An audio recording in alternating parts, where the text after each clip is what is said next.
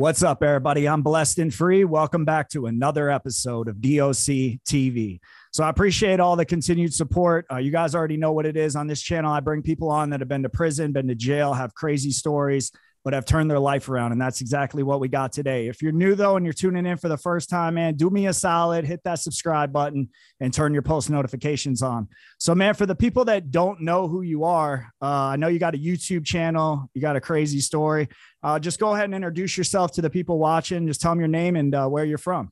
Gunnar Lindblom from Detroit. It's pretty crazy story, all things considered. Crazier than some, less crazy than others. I was born into and grew up in and around a mafia family in Detroit. My mother's last name is Grace Carmela Tocco. So if anybody does a little research and like Google's, Detroit mafia, Tocco's will pop up a million times. So the boss of the family was my uncle. Believe it or not, he's really a cousin, but of course, because it's old, I just knew him as an uncle, and that's kind of how it works in Italian families. Even though all these cousins are really cousins, this is your uncle, this is your uncle. Anyways, so the boss was my grandfather's first cousin, and they were real close. We all lived in the same neighborhood. Basically, in Detroit, it was an interesting story about that is the entire hierarchy of the mafia all lived within they called it the compound, and that's newspapers and stuff, but it was just a neighborhood to me. But it all the mob pretty much lived within like maybe 5-block radius in a city called Grosse Pointe, real wealthy enclave of, ballers. Our little neighborhood was where all the Italians and some Greeks, but the mob all lived, right? And there was a lot of lawyers and doctors and crap stuff like that, but everybody had these big mansions, and it was a strange upbringing because my parents divorced when I was 4. So my dad was a drunk. My mom left him. She kind of had a nervous breakdown. So I ended up living with my grandparents in this Grosse Pointe, in this really wealthy community for like 10 years. And then, anyways, so I was around and exposed to all these, growing up, all these, mob people. So, and to me, it was all like absolutely normal. And I could go on for hours and kind of telling you why it was normal to me, but essentially what you may have seen in movies like The Godfather or Goodfellas and things like that, the day-to-day life, that was really basically what I grew up around all my life. My boss is coming and going all the time, driving new Cadillacs, big gold chains and pinky rings. There's a place in Detroit called the Eastern Market. Downtown in the Eastern Market is like Detroit's Little Italy. The mob controlled the whole 1 square mile of Eastern Market, and they kind of monopolized all the produce and food and meat distribution for the whole metropolitan Detroit. And it was basically where they all hung out. My grandfather owned a produce business there. All my uncles and cousins did. And so growing up, I hung out there a lot, and it was just like out of a movie, man. You go down there, and there's every warehouse. There was a loading dock, and in the summer they'd sit out on the loading dock with a card table and play cards and wait for the trucks to come and go, and they load them. And they always had workers there. Then they had management, and then there was just wise guys hanging out, playing dice, playing cards, whatever. And it was just, you go down to the next business, down to the next one, down the next round, around the corner, and all it was is just wise guys. The old men were around, but these are guys ages probably 25 to 50. Then the old bosses came around, and everybody would kiss their ass and kiss the ring type of stuff. And so when I was a bad kid, naturally inclined to violence. I was a fighter. I was always fighting. I just didn't feel like I fit in anywhere. I hated bullies. I despised bullies, man. I just didn't like bullies. My very second day in kindergarten, when I moved with my grandparents, there was this big kid. I always call him a 5-year-old Luca Brasi. He was picking on some kids in the class, and I picked up a 2x4. They had these building blocks.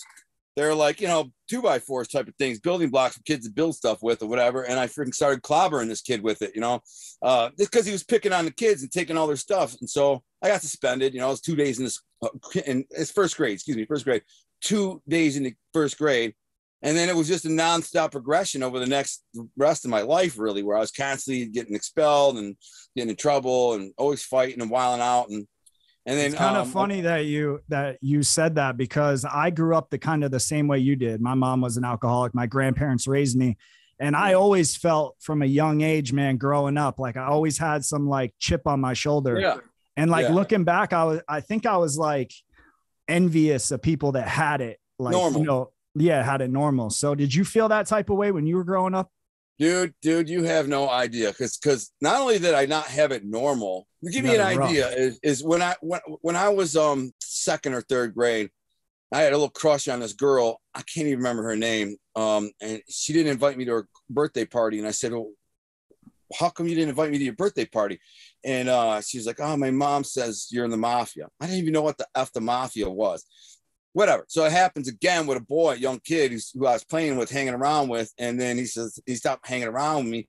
And I said, what's wrong? You know, he's like, I can't hang out with you anymore. My parents say you're in the mafia. What the frick is the mafia? I don't know what this is. So I had an uncle who was 12 years older than me, my mother's brother, who lived with us. And he was a young, wise guy. He was in his early 20s. Or at the time when I first started asking him what it was, he was probably 17, 18 years old, 16 years old, something like that. And anyways, he kind of told, he's like, that's our family. You'll figure it out later, blah, blah, blah. And then when I got about 12, 13, he started explaining to me what the mafia is a little bit more. And he says, pay attention. And he says, watch, you know, that's the boss. That's a capo. This is a made guy. This is a soldier. This guy is this guy. This guy's that guy. Watch how they treat him. Watch how they treat him. Did you ever notice when you go to Gus's party store, they don't take your money? I said, yeah. He's like, that's because grandpa. And I said, well, what? He's like, they're scared of him. So I could go to the corner liquor store around the corner and with my friends, pile up a bunch of candy on the counter and say, oh, how much do I owe you? Pull out my pocket of change. And the Gus would be like, oh, no, Alonzo, it's for you. Tell your grandpa I said hi. Tell Papa I said hi. Now my friends would come up and he'd take all their money. You know what I'm saying? But he wouldn't take my money. So I'm always kind of like, what? And then I'd see how people responded to my grandpa and my uncles in the warehouse, in the market. Guys would come in, they go, hey, Pete, how you doing, compadre? And they shake his hand with two hands. Good to see you, paisan. And they go to, like, listen, we're going to go, Alonzo, come with me. We're going to go to Rocky's or Frank's. We're going to get some meat, blah, blah, blah. So we walk in there and they all go, hey, Pete, how you doing, blah, blah. And he's like, this, Mama wants me to pick up some veal for Spadini or whatever. We got you, Pete. Hold on a second. They cut it all up, package it all up, and they go, here you go. My grandpa pulls him out. No, Pete, take this is on you. Tell Mama this is from us. You know, tell her to say hi. Blah, blah. Never would take his money. But those same people could walk into our warehouse and be like, yeah, I want to get some of these fresh, pomegranates that just came in. I heard, blah, blah. My grandpa would give him a big box. Well, here you go. No money. You can't, I won't take your money. So it's kind of a symbiotic thing. All the Italians stuck together and all the mob families kind of helped each other out and looked out for each other. And that's how they got each other contracts. And I mean, I could go on and on and on about the mafia thing, but basically what happened was, they control everything. So they work together to kind of monopolize the government, basically. They control, have influence over the unions. Then they hand select a person to become the mayor or city comptroller or city councilman or whatever the case. And then they tell the unions, vote for this guy because he's good for us, good for the unions, good for whatever. They vote him in. And then once he's in, then we say, okay, we got him in for you. Now we want this contract for this bridge repair or this, 5 miles of road construction that's $25 million. Or we want this, that, or sanitation, garbage disposal removal and blah, blah, blah. Give us these contracts and we'll give you a kickback. And then they cultivate assets along the way. They put kids into college, pay for their law school. 10 years later, have them run for election to become a prosecutor, pay for it all, get them elected, and say, listen, if one of our guys come in front of you, help us out. 5 years later, they say, run for judge. And they do. And they pay for the campaign. They pay for the whole campaign, everything. This is an asset that's been cultivated since he was 17. He's now like 35.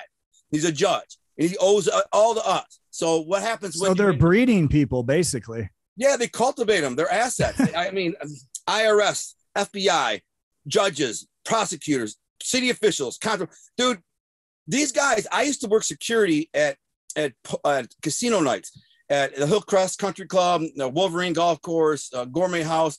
It's when I was young, when I first kind of coming up, not that I was ever any big shot anyways, but, I started off as kind of muscle and security. And I was just shocked by the amount of people, normal civilians who would come in to these casino nights and rub elbows with and hobnob with the mob. And I'm talking about professional athletes. I won't say names, but I'm talking NBA players. I'm talking billionaires, multi-millionaires, guys on the commercials. You see people on the media, Fox anchors, anchors from the NBC News, blah, blah, blah. They're all in there drinking and partying. They've come in there with their girlfriend and gamble. And it's like, what the frick? I mean, it's like, but it's all in the family, and it's very secretive in Detroit. It's not like something that's broadcast. You know, you go to New York, you look at these New York families, and everything's all over YouTube. Everything is all over the internet. Everything's because they have all these rats, you know, all these cooperators. Well, that's how they got caught. Well, yeah, because they got all these Gotti and shit all over the news. But it's more than Gotti, bro. But yeah, Gotti rubbed the Fed's face and shit, right. And so they came after him. But dude, if you knew how many informants were in New York, out of New York and like Philly and New Jersey, if you knew how many, bro, in Boston, it's like I got an idea. Yeah, it's like one out of 4 or some shit. It's like 500 guys have taken the stand. You know how many guys have taken a stand in Detroit? One guy in 100 years. Never had a murder conviction. The boss did get convicted of RICO back in 1996. It took him a few years to convict him. He bought the judge off. He got 18 months. So here's a guy who gets 18 months in prison for convicted of running the mafia in Detroit for 40 years. And he only gets 18 months. Now everybody knows he bought the judge. The whole world knows. The feds, the prosecutors, they were in an uproar, man. They freak out, bring him back to have him resentenced. This is absurd. He's a mob boss. 18 months, or was originally 1 year and a day. They sent him to a camp with no fences. The prosecutor flipped out, appealed the sentence. The judge, they brought him back in front of the same judge, and they gave him 9 more months. And that was the end of it. He flipped out and then gave him 9 months. Like, that's something. Well, the prosecutor flipped out, but he had to go back in front of the same judge. Oh, and the judge was like, nah. The judge was like, yeah, okay, I'll give another 9 months back in the camp. So when you're growing up, man, and all this shit's going on in Detroit, and you're a kid and you're watching this, that's got to be like enticing to a young kid watching all this shit go down. I mean, here's the thing. To me, to be perfectly honest, it wasn't that it was enticing. It was normal, bro. It was normal. It wasn't something I like aspired to be. It wasn't something I like looked up to. I didn't even, it was just normal, bro. Growing up in your life, in your house was normal. That's what it was for me, normal. So I wasn't like I aspired to it. I just naturally progressed into that world because I was a bad kid. My dad was an alcoholic. My mother's mentally ill. I mean, my grandparents who loved the crap out of me, but they spoiled me. I could pretty much do whatever I want and get away with it. And I had a bunch of cousins around me that were in the same boat as me. They came from money, and then like their husbands went to prison, mob guys, went to prison, or they got divorced. So now the mothers live in these big houses in Grosse Pointe, got 5 kids, but there's no supervision on the kids. So now it's like me and my cousins running around the neighborhood causing havoc all the time. That's early life. And then as I got older, I was always fighting because I hated bullies. If you picked on a guy in front of me, I'd freaking knock you out. I was always fighting. I'd black out. And I just kept getting suspended and fighting and all the stuff. And then my mother went to, we did move out on our own when I was like 11 years old for like 3 years, which I did a show on my YouTube channel called My Wonder Years, those are really normal, fun years where I kind of lived a normal life. I was around normal kids. We were always fishing because we lived on the lake there. And, but anyways, and then my mom had a nervous breakdown, ended up back in the mental hospital. And I was on my own with my sister who was like 16. I'm like 14. And I ended up getting in a fight, and I'd been in like 10 fights already in the first like 10 weeks of school. So they were just giving me in-house suspension. They'd stick me in like this closet with my homework and just say, go. And it drove me crazy, like being in jail. And then one day I seen this kid, Bill Plunkett, who was picking on this other kid named Bruce the Moose. We call him Bruce the Moose because he was a real big kid. But a harmless kid, real nice kid. He was getting a drink at the drinking fountain, and this other new kid named Bill Plunkett walks by him and slams him off the drinking fountain. Could have knocked his teeth out, And I just snapped, man. So basically, I ended up stomping this kid in the hallway in front of everybody, but the principal was right there. He just happened to be walking down the hall while I'm smashing this dude's face in.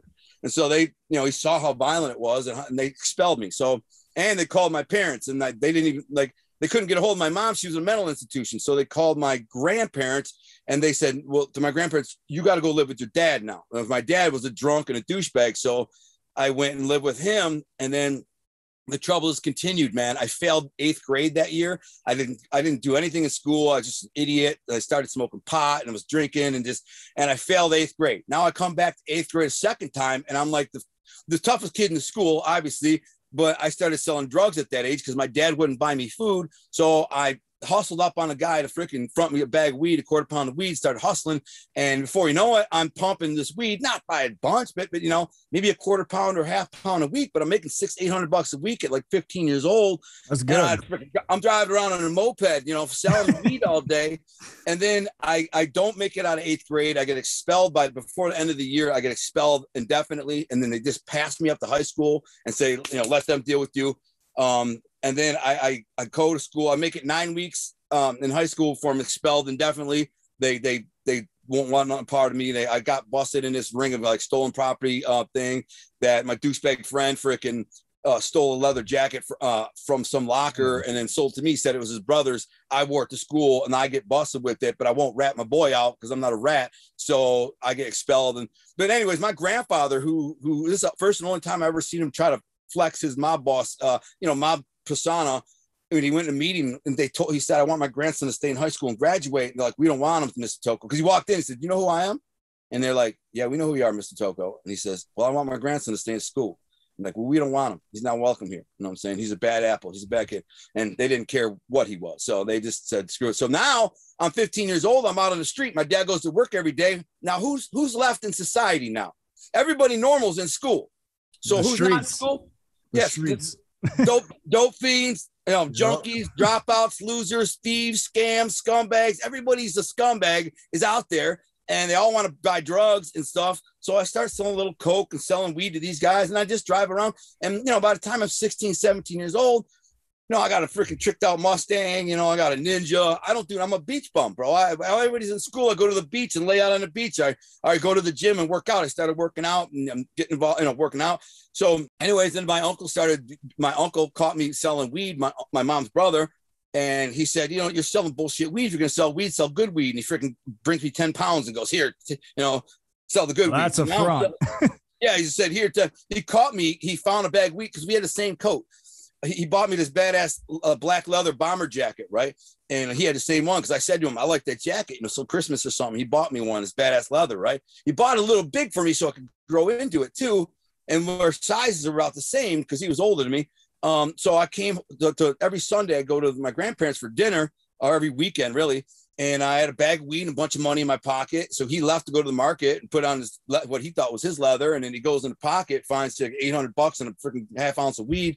So he comes back and he's like, Alonzo in the basement. Now I knew I was in trouble from his tone because he said, Alonzo in the basement. And he's a young, wise guy. At the time, he's probably like 28, 29 years old, kind of stocky dude. He's a wise guy. I drove a new Cadillac. And so I go in the basement and he pulls the bag. What the frick is this? I said, oh, man, because drugs were bad in our family. Like they saw drugs as like bad. Like he got busted with some coke previously a couple of years before. My grandparents just went hard on him for like a year. And I hear him fighting all the time. And they're talking in Sicilian, but they're bitching back and forth for hours about what a dummy he is for selling drugs. So now I'm just like, I'm screwing on drugs. And he said, what's this? I said, man, it's a weed. He's like, what are you doing with it? I said, I'm freaking selling it, man. Make a buck. He's like, some bullshit weed. He throws it at me. He's like, you're going to sell weed? Come here, man. He takes me in the garage and we go in the garage. He has some banana boxes, right? And he opens them up. And he says, take some of this. He's like 10 of these. And this is the good weed. So I started selling weed from him. Then I started selling steroids and started, I transitioned into that world. So in my neighborhood on the east side of Detroit, everybody knew me as kind of a drug dealer and a tough guy who was always fighting. I started going to nightclubs when I was 16, 17 years old because my Uncle Pete knew all the owners of the nightclubs because all the nightclubs are owned by mob guys. And so I would go in there with them. I was just like a sidekick. He'd drive ever since I was like 6, I drive around with him. And I was like his little sidekick all the way up till I was like, all the way up till I got locked up. So he'd go to these nightclubs like, American Pie was one of them. And they're owned by bikers. And they see me in there and he goes, this is my nephew, Alonzo. And blah, blah, blah. So now I come back with my boys a week later. I got 10 of my homeboys were 16 years old. And they're like, hey, I'm Pete Toko's nephew. And they're like, all right, come on in. They let us in a nightclub. It's 16 of me. And we go in there and fight. That's all we did is go in there and start fighting. And I got a big freaking fight and brawl out, whatever. They throw the other guys out. They let us stay. So, I mean, that was like kind of my life as a teenager. And it just got worse and worse and worse. How long was it until you caught charges where you were looking at prison time? I caught a bunch of charges that could have got me prison time. I kept beating them. So I got busted selling steroids, quite a bit of steroids, like $5,000 twice, $5,000 worth of steroids twice. We got set up. My grandfather bribed the judge, gave him $10,000, says I don't want him to go to prison, and that was that. So I got 6 months work release, but I ended up getting kicked out of work release for punching a dude in the face. Some black dude sits across because you're in there until you go to work, and I sit down to eat lunch. Some black dude's like, let me get that cookie. I'm like, oh, man, I eat my cookie, bro. And he's like, oh, let me get that cookie. I said, no, I'm eating my cookie, bro. Relax. He reaches over my tray, grabs some cookie off my tray. So I just jump with him and just start beating his ass. Well, I ended up getting, for that, I got kicked off of work release. So I went to the tower and did 3 months. My people got a lawyer, and I ended up getting a time cut. Judge cut me down. So I only did 97 days. And then, which ain't too bad. Nah, it's nothing, no big deal. And it's an important time in my life, believe it or not. It's the first time I was exposed to my faith. I found a daily bread on the floor and started reading it, and it's some crazy things happened to me in my life, just unbelievable. And it stuck with me the rest of my life.